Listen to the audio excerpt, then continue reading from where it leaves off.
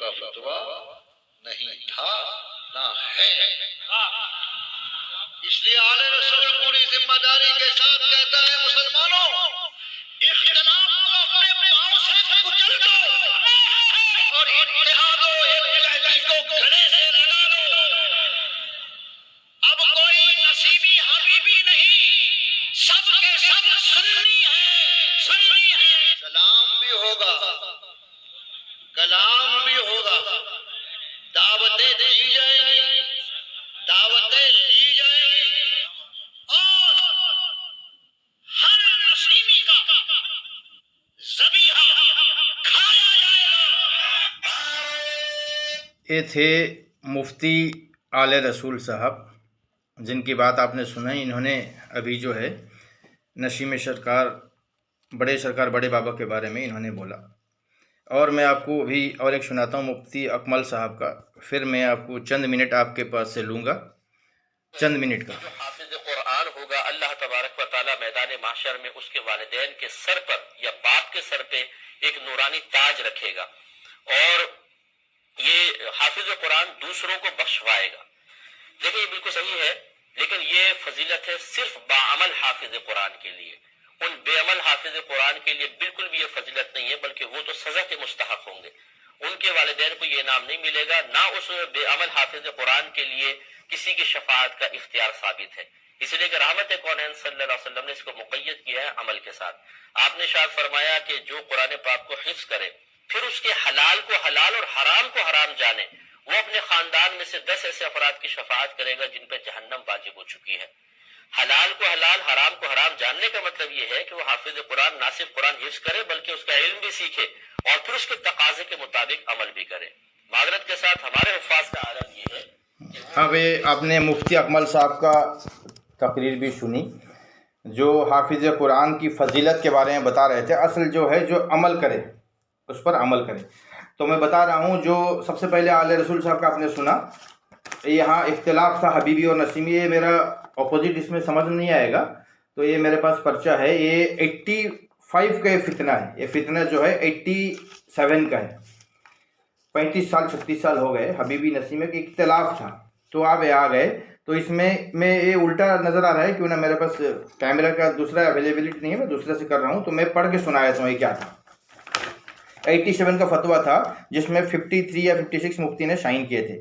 تو ہندوستان کے اس کا ہیڈنگ جو ہے، ہیڈنگ جو بڑے بڑے اس میں لکھا ہے نا، ہیڈنگ کوئی اگر آئے گا تو میں اس کو پھر اس کو دکھاؤں گا۔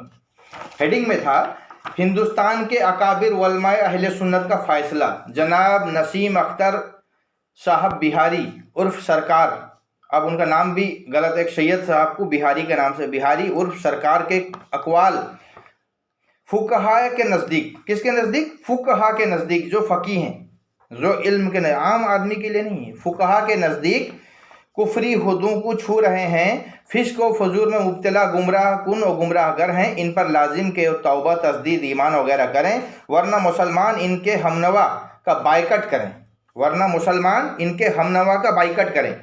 اب یہ فتویٰ جو آیا اس میں بائیکٹ کا حکم ہے کہ یہ فسق و فجور میں مبتلا ہیں تو بائیکٹ کریں۔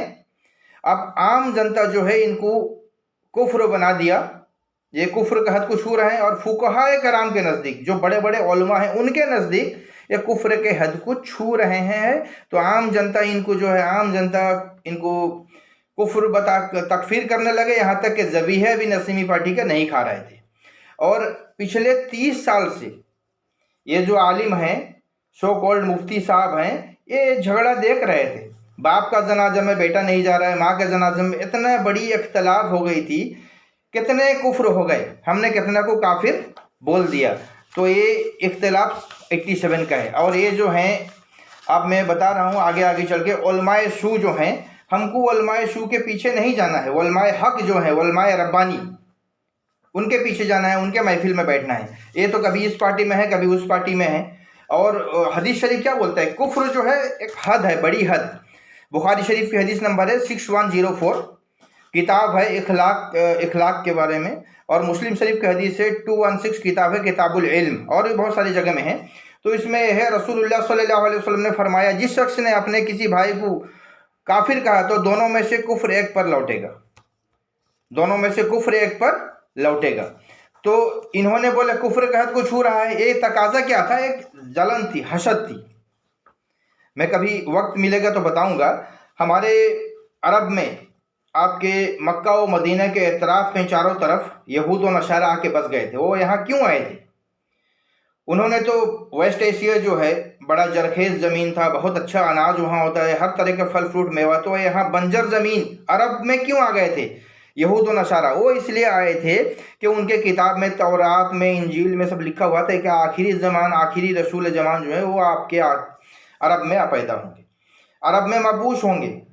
تو سارے یہود و نصارہ ان کا میلاد مناتے تھے. میلاد مطلب ذکر کرتے تھے حضور کے تشریف آوری کا. میلاد کا مطلب تولد، آنے کا ذکر کرتے تھے.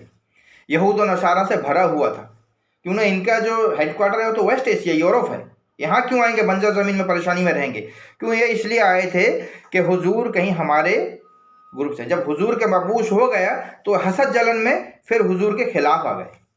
تو ویسے ہی نسیم اختر قادری، یہ سید صاحب ہیں، یہ فری میں پھونکتے تھے، دم کرتے. تو ان کے خلاف میں ایک فتنہ اٹھا، وہ 35-36 سال سے. تو ہم کو علم تو میں بھی مرید جو ہوں امجد شریف سے مرید ہوں. جلال الدین، حضرت جلال الدین، یہ جو عابد القادری صاحب کے والد صاحب جو تھے جلال الدین عبدال قادری، ان سے مرید ہوں. چھوٹے سرکار جن سے مرید ہوں، میں بھی ان سے مرید ہوں. آج نہیں، 30 سال پہلے سے میں ان سے مرید ہوں. تو یہ جو ہے ہمیں جو ہے ان سے بچنے کا حکم ہے. علماء سو جو دین کے تجارت کرتے ہیں، عام آدمی کو جو فتنہ میں ڈال دیتے ہیں. اور حضور کی ایک حدیث ہے کہ آخری زمانے میں فتنہ یہ علماء سو کے گھر سے شروع ہوگا اور گھر میں آ کے ختم ہوگا. یہ فتنہ میں ڈالیں گے، روپیہ کے لالچ، جس کے لالچ. تو علماء سو اور علماء حق کون ہے؟ آپ کیسے پہچانیں گے؟ علماء سو وہ ہے جو دین کو بیچے، اس کا ذریعہ دین ہی رہے، دین سے کمائے گا. رزق حلال نہیں کمائے گا، دین سے وہ کمائے گا. اور زیادہ دیکھنا ہے تو دیکھیے گا کس کے کتنے بولیرے ہو گئے ہیں، کتنے گاڑی اس نے جمع کر لیا ہے. تو یہ علماء سو کی یہ بھی ایک علامت ہے. ہر اکٹھا انہوں نے کریں گے، روپیہ پیسے جمائیں گے. علماء حق، علماء ربانی کے محفل میں بیٹھنے کا حکم ہے. کبھی وقت آئے گا تو میں بتاؤں گا پیری مریدی کا سلسلہ میں. تو قرآن میں ارشاد ہے ہرگز ہرگز تمہارے آنکھ ان کے علاوہ کسی کو نہ دیکھے. کن کے علاوہ؟ نہ جو ہر ہمیشہ اللہ کے ذکر میں لگے رہتے ہیں. یہ قرآن کا حکم ہے. تم ان کے ساتھ ہر ہمیشہ بیٹھے رہو، تمہارا آنکھ ایک پل بھی ان سے اوجھل نہ ہو. کن سے؟ جو دن رات اللہ کا ذکر کرتے ہیں. اور حضور کا بھی حکم ہے، اللہ کا ولی وہ ہے کہ جس کو دیکھو تو اللہ یاد آ جائے، اور جس کی بات سنو تو قیامت یاد آ جائے. تو علماء سو کے پیچھے نہیں جاؤ. یہ کبھی اس پارٹی میں ہے، کبھی علم حاصل کرو، اور علم حاصل کرنے کا حکم ہے. اور یہ جو ہے 7 نمبر کا فرائض ہے. اور حضور کی حدیث ہے طلب العلم فریضۃ علی کل مسلمین والمسلمات. تمام مرد عورت پر علم سیکھنا فرض ہے. اس حد تک جانو جہاں تک آپ کا ایمان بچ جائے. دینی مسئلہ ضروریات دین سیکھنا ضروری ہے. تو علم سیکھنا ضروری ہے، علم سیکھے. اور امام اہل سنت، امام عشق و محبت، امام احمد رضا خان بریلوی فرماتے ہیں کہ جو علم نہیں سیکھا اس کو ڈبل عذاب ہوگا. وہ گناہ کرے گا، ڈبل عذاب. ایک تو علم نہیں سیکھا اس کے لیے عذاب، دوسرا جو گناہ کیا اس کے لیے عذاب. تو امام احمد رضا خان نے 2 عذاب بتائے جو علم نہیں سیکھے. تو علم سیکھیں، اور ان عالموں کا پیچھے مت بھاگے جو دنیا کمانے میں لگے ہوئے ہیں. اور یہ اگر دنیا کمانے میں لگے ہوئے ہیں، ان کو دین کا تبلیغ نہیں ہے. دین کا تبلیغ حضور نے کہیں پیسے لے کے نہیں کیا، اور یہ گاڑی خریدتے ہیں اور کچھ نہیں. تو آپ اپنا ذکر میں لگو، اللہ کا ذکر میں لگو. سب جو اللہ کا ذکر میں لگا رہتا ہے فرائض کے علاوہ، وہ جہاد سے بھی بڑا مرتبہ ہے. تو حضور صلی اللہ علیہ وسلم نے ارشاد فرمایا سب سے افضل الذکر، سب سے بڑی ذکر ہے لا الہ الا اللہ. اس کا ورد لگاتے رہو. اور میں ٹون سے پڑھتا ہوں، کیسے پڑھتے ہیں سنیے. لا الہ الا اللہ، لا الہ الا اللہ، لا الہ الا اللہ، لا الہ الا اللہ. یہ اپنا گھر میں بھی ورد لگائیے، بچوں کے بھی کان میں گونجے گا. یہ ہے افضل الذکر، سب سے بڑی ذکر. اور یہ ذکر ایسا ہے جس کا زبان ذکر سے تر رہتا ہے نا، اللہ کے ذکر سے، تو اس کا مرتبہ شہید سے بھی بڑھ کے ہے. بعد میں کبھی بتاؤں گا. ہاں دوسری آ جائیے افضل الذکر. اور افضل الدعا ہے الحمدللہ. یہ حضور نے فرمایا، تو اس کو رکھو، آپ ورد میں لگو، اللہ کا فرائض کو انجام دو، کیوں نہ علماء سو کے چکر میں مت پڑو، ان کے پیچھے رہو جو دن رات اللہ کو یاد کرتے ہیں۔ یہ تو دن رات فلائٹ کے ٹکٹ بنا دو، ادھر کا بنا دو، ادھر کا بنا دو، مرغا دو تو روسٹ کر کے دو، آپ ایک کھا کے بڑے موٹے، اور جس میں ایک بخاری میں ایک وعید آئی ہے، حضور نے فرمایا ہر غریب، ہر پرہیزگار وہ جنتی ہوگا۔ اور تمہیں بتاؤں جہنمی کون ہے؟ ہر تکبر کرنے والا، ہر مال اکٹھا کرنے والا، اور ہر بھاری بھرکم جسم، کیوں نہ اس نے خوب کھایا، نہ حلال کا تمیز نہ حرام کا تمیز، چندہ خوب اکٹھا کیا، اور اس کے بعد میں اس نے اللہ کے ذکر سے غافل رہا، کیوں نہ کھانے میں اس کا دماغ ہے، کہاں مجھے چکن ملے گا، کہاں مجھے فرائی ملے گا، خوب کھایا، تو موٹے کے اوپر وعید آئی ہے، تو بچیں اس سے۔ تو اور میں آپ کو یہ دوسری بات بتا دوں، تو رب تبارک و تعالیٰ قیامت کے دن 3 آدمی کو لائے گا، ایک شہید کو، اور ایک شقی کو، اور ایک عالم کو، بیچ میں عالم کا ہے، اور عالم کا سناتا ہوں۔ تو اللہ تعالیٰ دوسری شخص کو لائے گا، پھر دوسری شخص کو لائے گا اور اس کرے گا، وہ ان کے اللہ تعالیٰ بتائے گا، دوسرا شخص جس نے علم حاصل کیا، اور اسے یہ ہے مشکات شریف، حدیث نمبر 205، حدیث نمبر 205 نمبر مشکات شریف ہے، اور یہ مسلم میں بھی مسلم میں اس کو بیان کیا گیا ہے، مسلم شریف کا حدیث ہے۔ تو دوسرے نمبر کو اللہ تعالیٰ دوسرا شخص جو علم حاصل کیا اور اسے دوسروں کو سکھایا، قرآن کریم کی تلاوت کی، اس سے بھی پیش کیا جائے گا، تو اللہ اسے اپنی نعمت یاد کرائے گا۔ ثم لتسألن یومئذ عن النعیم، جو اس دن نعمت کے بارے میں پرسش ہوگی، اس دن نعمت کے بارے میں پرسش ہوگی۔ ثم لتسألن یومئذ عن النعیم، ہم نے کورونا دیکھا، ذرا سے ہوا کا مقدار میں آکسیجن کم ہو جائے، کاربن ڈائی آکسائڈ بڑھ جائے تو آدمی مر جائیں گے، 2 منٹ میں مر جائیں گے، آکسیجن سلنڈر لے کے گاڑی میں گھومیں گے۔ تو اللہ کی نعمت ہے کہ ہماری سانس چل رہی ہے، اور ایک دن میں کتنا چل رہی ہے؟ 1,03,086 مرتبہ، 24 گھنٹے میں اتنے بارے وائبریٹنگ کر رہا ہے، آپ کا ہل رہا ہے، یہ اللہ کے حکم سے ہوتا ہے، کن فیکون کا سلسلہ جاری ہے۔ تو اس کو اللہ تعالیٰ بتائے گا، اپنی نعمت یاد کرائے گا، وہ ان کا اعتراف کرے گا، اللہ پوچھے گا تو نے ان کے بدلے میں کیا کیا؟ عالم سے پوچھے گا، یہ دوسرے نمبر کا ہے، عالم سے پوچھے گا، وہ عرض کرے گا میں نے علم سیکھا اور دوسروں کو سکھایا، اور میں تیری رضا کی خاطر قرآن تلاوت کرتا رہا۔ اللہ فرمائے گا تو نے جھوٹ کہا، البتہ تو نے علم اس لیے حاصل کیا تھا، دیکھ لو کتنا سخت الفاظ، اللہ کیسا پکڑے گا عالموں کو، اور البتہ تو نے علم اس لیے حاصل کیا تھا کہ تمہیں عالم کہا جائے، اور قرآن پڑھا تاکہ تمہیں قاری کہا جائے، وہ کہہ دیا گیا، پھر اس کے متعلق حکم ہوگا دیا جائے کہ اسے منہ کے بل گھسیٹ کر جہنم میں ڈال دیا جائے۔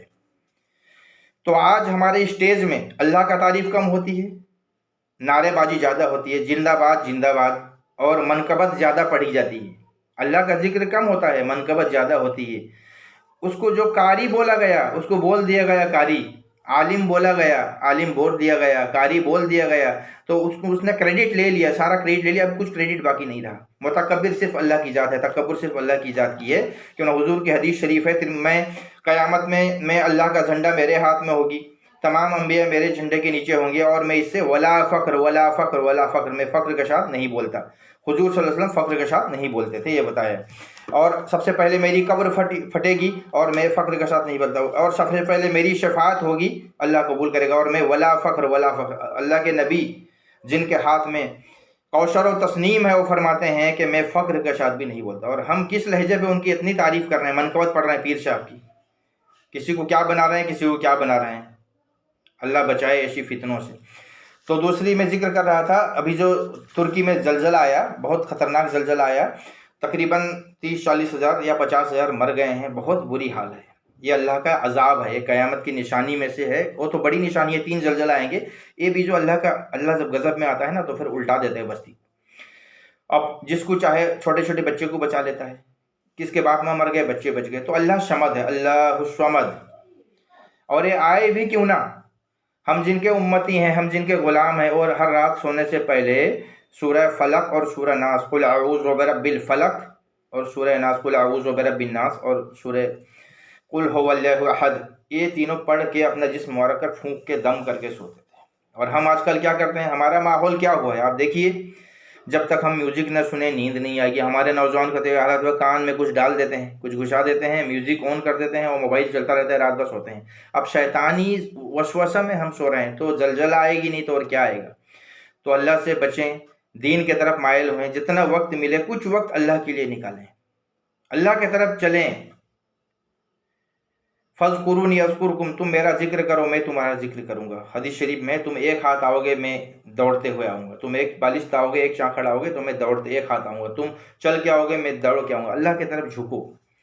اچھا، دوسری ہم نے مفتی اکمل صاحب کا سنا تقریر، جو وہ حافظ قرآن جو ہیں ان کی عظمت ہے، وہ شفاعت کریں گے جس نے قرآن سیکھا اور قرآن پہ عمل کیا، اور جو قرآن کے پیسے لیتے ہیں نا، پیسے جو تجارت کرنا اللہ کے کلام پہ، اللہ ان کو نہ پاک کرے گا نہ ان سے ذکر کرے گا۔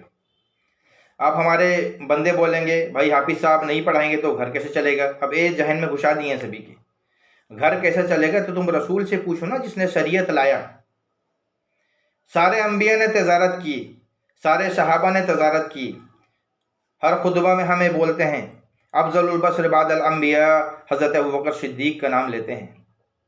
اب انہوں نے جس دن ان کو خلیفہ مقرر کر لیا گیا، وہ سر میں ٹوکری لے کے گئے تو لوگوں نے ان کو روکا، تو کچھ صحابہ شہد بیچتے تھے، کچھ ارے تم بھی تجارت کرو، یہ سنت ہے، حکم ہے، یہ 5 نمبر کا یہ ہے 6 نمبر کا فرض، 5 تو فرض ہو گیا، 6 فرض ہے رزق حلال کا طلب کرنا، کمانا۔ اب اس سے ہمارا ایک آرگنائز وے سے بے بھائرہ ہے دین سے۔ اب یہ بولتے ہیں ہم حافظ ہیں تو پیسے دو۔ آپ اعلیٰ حضرت احمد رضا خان بریلوی صاحب کا فتویٰ رضویہ میں آپ لکھتے ہیں اگر باپ کوئی مر گئے، باپ ماں کوئی مر گئے، اگر تم ان سے حافظ سے بات چیت ہو گئی کہ میری قرآن خوانی کرو گے، میں آپ کو 2000 دوں گا کہ 3000 دوں گا، یا مولانا صاحب کا فیس کتنا ہے 2000 ہے، ختم پڑھنا ہے، اگر ایسے بول دیا گیا تو مردہ کو ثواب نہیں پہنچے گا اور اس حافظ پڑھنے والے کے پیچھے نماز نہیں ہوگی۔ یہ فتاویٰ رضویہ پڑھیے، 29 جلد پہ کلیئر کٹ ہے۔ اور پھر میں آؤں گا بعد میں تراویح میں کبھی بیچ میں، تو تراویح کے بارے میں اس بھی یہی ہے، اگر لین دین کا بات ہو جائے تو تراویح کی نماز بھی نہیں ہوگی، کیوں نہ نماز جو ہے عبادت ہے، خالص عبادت اللہ کے لیے۔ امام ڈکلیئر کرے کہ میں جو نماز پڑھا رہا ہوں اس کے لیے کوئی پیسہ نہیں لے رہا ہوں، کوئی اجرت نہیں لے رہا ہوں، یہ اللہ کا عبادت ہے، اور بہترین عبادت ہے، بندہ اور اللہ کے درمیان عبادت ہے، یہ معراج ہے بندے کا، جو عروج پہ چلا جاتا ہے جب سجدے میں رکھ لیتا ہے۔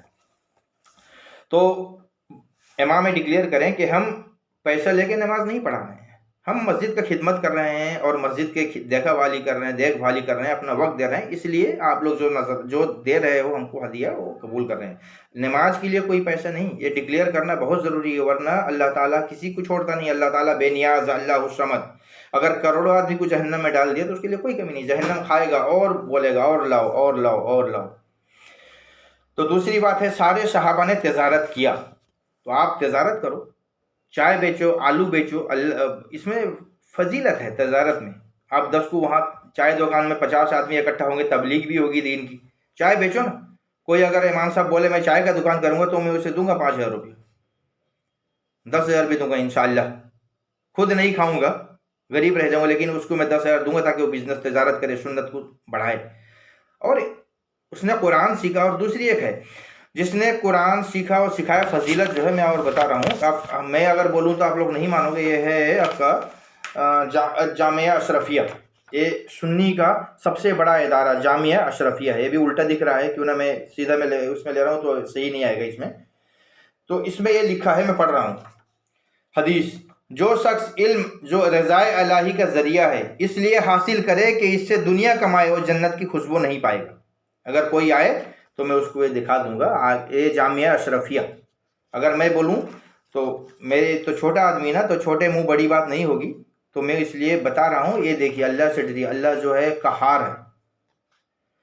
آپ یہ جامعہ اشرفیہ جو سنیوں کا جان ہے، بہت بڑا مدرسہ ہے، اور وہاں سے مصباحی لوگ آتے ہیں، اور اس میں یہ لکھا ہوا ہے حدیث، یہ یہاں پر لکھا ہے حدیث، جو شخص وہ علم جو رضائے الہی کا ذریعہ ہے اس لیے حاصل کرے، اس سے دنیا کمائے تو اسے جنت کی خوشبو نہیں پائے گا۔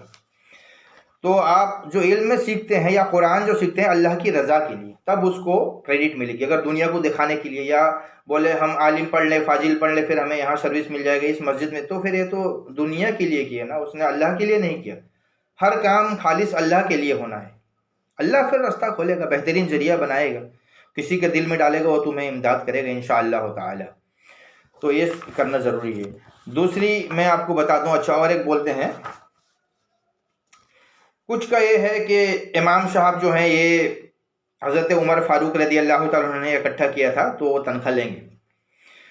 تو بھائی امام صاحب کا تنخواہ حضرت عمر فاروق کا دور تھا لڑائی کا، آدمی کا گلے کٹ جاتے تھے، شہید ہو جاتے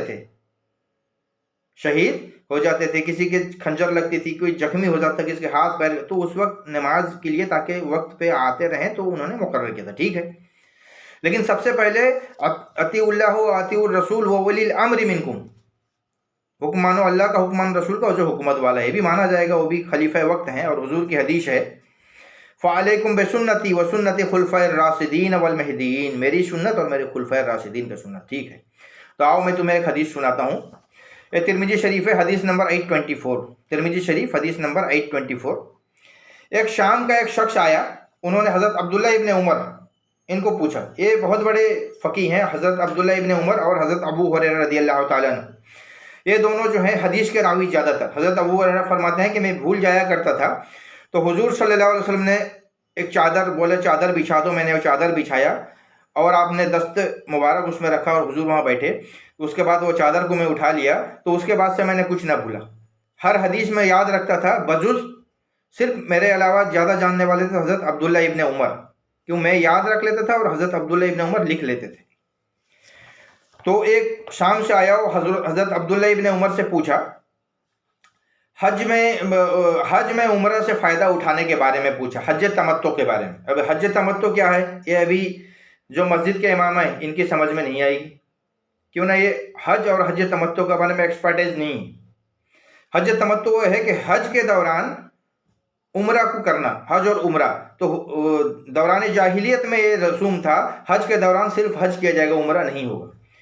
تو حضور نے آسان کر دیا، حج کے ساتھ عمرہ کو ملا دیا اور بولے قیامت تک رہ گیا حج کے ساتھ عمرہ. جو حج میں جائے گا وہ عمرہ کر سکتا ہے، عمرہ سے فائدہ اٹھا، اس کو حج تمتع بولتے ہیں.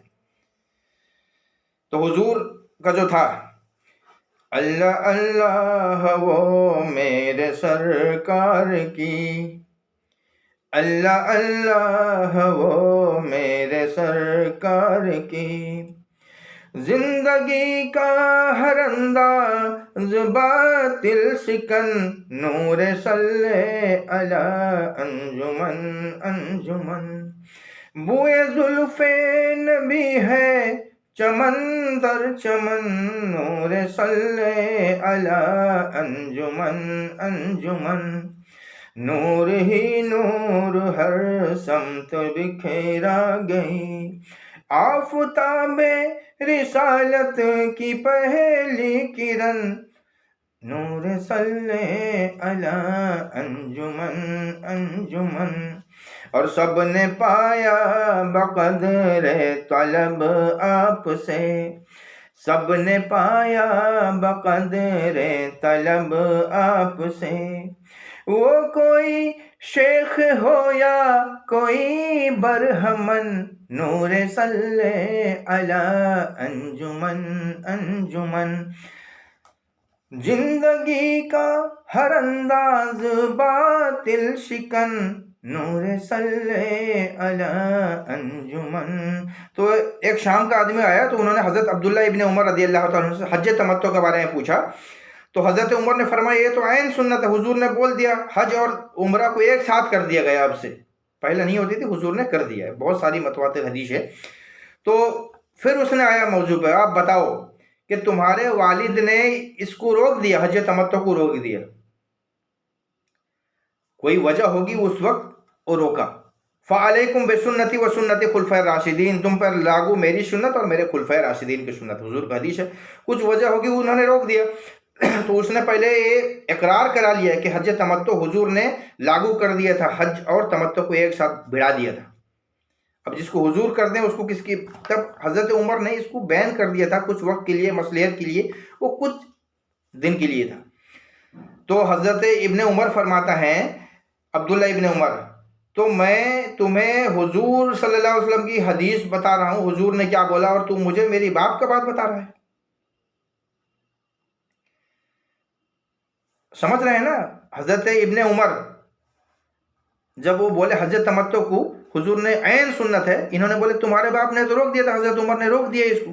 تو آپ نے بولے میں تجھے حضور کی حدیث سنا رہا ہوں اور تو مجھے حضرت میرے باپ کا بات بول رہا ہے. آپ ناراض ہو گئے. تو اس زمانے میں اگر نہیں حضرت عمر نے مسجد میں امام رکھا، پیشہ مقرر کیا، تو وہ ایک مصلحت تھا، اس دور کا تھا. اصل سنت ہے حضور کے دور پہ، صحابہ کے دور پہ کوئی پیسے نہیں لیتے تھے. ٹھیک ہے آپ پیسے لیں گے لیجئے، لیکن آپ جو ہے بزنس تجارت کیجئے. سارے انبیاء نے تجارت کیا، بکری رکھا پھر نماز پڑھایا.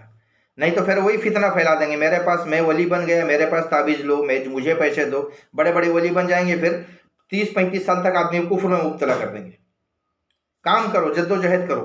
اور خالی مائنڈ جو ہے شیطان کا، وہ اس کو انگلش میں ہی بولتے ہیں work shop, devils work shop. Free mind is devils work shop. خالی جگہ جو ہے شیطان کا گھر ہے. تو حج تمتع کے بارے میں آپ کو بتایا. تو آپ جو ہے، اور ایک میں بتاتا ہوا چلوں، جو مر جائے، ہمارے افضل یہ ہے کہ ان کو جو مر گیا ان کا منقطع ہو گئی. یہ مسلم شریف کی حدیث ہے 4223. جو مر گیا ان کا عمل کٹ ہو گئی. 3 چیز سے ثواب پہنچے گا. پہلا وہ صدقہ جاریہ، کوئی اچھا کام مخلوق کے لیے وہ کر دیا جائے یا اس کے نام سے کر دیا جائے، پانی، چشمہ، راستہ وغیرہ، یا علم جس سے فائدہ اٹھائے. دوسرا نیک بیٹا جو اس کے لیے دعا کرے. تو نیک بیٹا جو اس کے لیے دعا کرے گا تو مرنے والے کو فائدہ ہوگا. تو آپ نیک بنو، اچھے بنو، صالح بنو، علم سیکھو، علم حاصل کرو. آپ ابتدا شروع کیجئے اپنے محلہ کے امام سے. جو بھی علم جانتا ہے وہاں بیٹھیے، علم سیکھیے، پھر آہستہ آہستہ علم میں عروج کیجئے، پھر رسائی کیجئے. پھر اب اچھوں کے محفل میں یا ایھا الذین آمنوا اتقوا اللہ وکونوا مع الصادقین، اچھے کی صحبت میں بیٹھو، علم سیکھو. علم سیکھنا ضروری ہے. جب تک آپ نہیں سیکھو گے تو ایک دوسرے کو کفر بولتے رہو گے، پھر وہ کفر، ایک کفر، اس کا ذبیحہ نہیں کھانا، پھر کفر میں مبتلا ہو جانے. سب سے بڑی جو اللہ کی لعنت ہے اس پہ، جو ایک دوسرے کو کفر بولو، کافر بولو. تو علم سیکھو اور علم سیکھ کے اپنی آخرت کو سنوارو. اور میں جاتے جاتے فرما دیتا ہوں، حضور صلی اللہ علیہ وسلم کی حدیث نہایت ہی عمدہ حدیث ہے، میں بتاتا ہوں. یہ بہت جگہ ہے، بخاری شریف میں ہے 2035 2038 2039، 3 ہو گیا. اور ابو داؤد شریف میں 2471. حضور صلی اللہ علیہ وسلم فرمایا کرتے تھے کہ میں اپنے رب سے سب سے زیادہ ڈرنے والا میں ہوں.